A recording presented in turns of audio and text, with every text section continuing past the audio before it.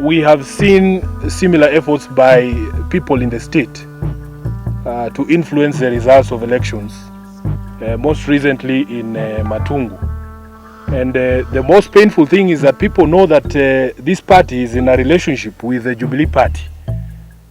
As the party headquarters, we have tried to insist that in fact we can have healthy competition between our handshake partners without necessarily harming the relationship that exists between the two political parties. But the information we're getting here is that we are being pushed to the wall.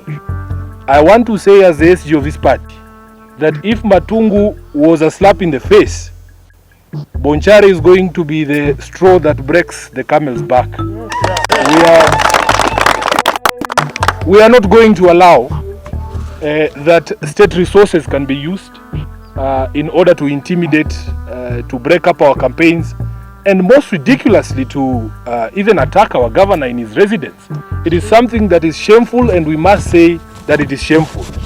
As a party, we are never going to be intimidated by anyone.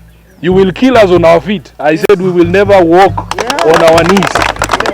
You will kill us when we are standing. We will not kneel down for anybody.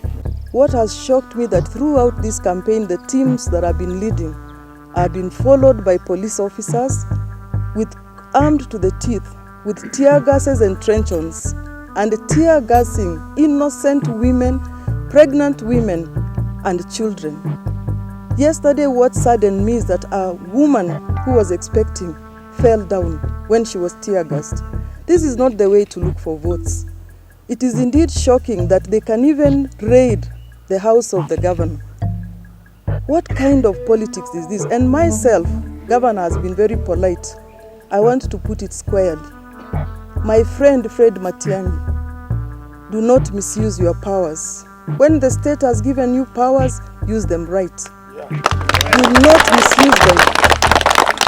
Campaign in a civil manner. If you are supporting your Jubilee candidate, come and walk about. Do house-to-door campaign the way we are doing it. Secondly, I am demanding from IBC to tell us why did they set up a by-election and they cannot allow us to do voter mobilization. Can the returning officer tell us? And thirdly, I am demanding from the government, whoever who is in charge of these security agencies, can you tell us why did you allow IBC to start a by-election when you knew there was COVID? Do not misuse COVID. There is a by-election going on where is that? In Juja. How come they are not chasing people away saying that there is COVID? A by-election was done in Msambweni. How come they never said there was COVID? In Matungu, how come there was no issue of COVID? And lastly, why is it that the Jubilee candidate Opore is given 24-hour security and campaigning, including going at night, and is never arrested? Yet all these other candidates are being tackled every day. We are not cowards. We have been there in these elections before many times. We have won and we have lost. So we know the art of winning and the art of losing. So we're not strangers to these processes. So I appeal to the IBC, take charge of these elections. I appeal to the security forces, ninyi ni watumishi kwa wote. Play your rightful role as watumishi kwa wote. Don't favor anybody, but ensure that there is a peaceful coexistence by every party. And I appeal to the electorate of Bonchari. Don't be upset even if they chase you from the line to come and vote. Insist that you want to vote for your candidate of your choice. We have been campaigning under very difficult circumstances, with a lot of intimidation and with a lot of problems on the ground. Last night, I was having dinner with Mzee Ongeria, Madam Janet Ongera, the county MP, and the county MP for Migori, Pamela Odhiambo, in my house.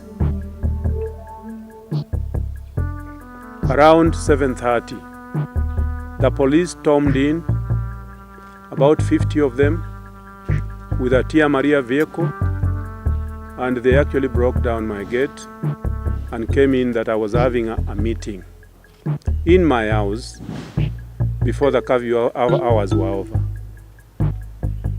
I found it a very sad thing for this country, because I am not a governor by accident. I was appointed, I was elected by the people of Kisii County. What happened was an issue that when the police were asked, they said that they had been given instructions from somebody who is very senior in the office of in the Ministry of Interior. That is not the way to run a country. I'm calling my president, whom I love very much, to put a stop to this, because the elections come and go. As leaders, we are all transitory. We stay in positions for a certain time and we move on, but the democratic institutions in this country must be maintained.